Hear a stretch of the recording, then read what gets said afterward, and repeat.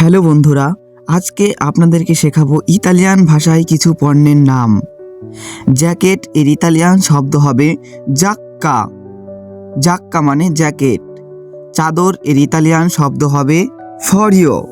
ফরিও মানে চাদর।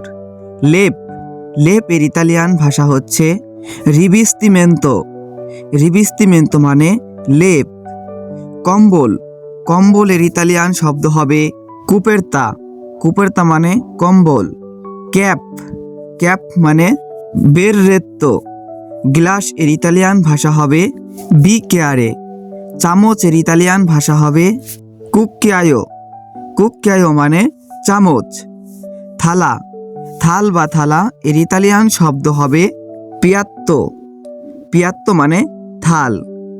যদি আমাদের ইতালিয়ান ভাষা শিক্ষা ক্লাসের ভিডিওটি ভালো লাগে, অবশ্যই চ্যানেলটি সাবস্ক্রাইব করবেন।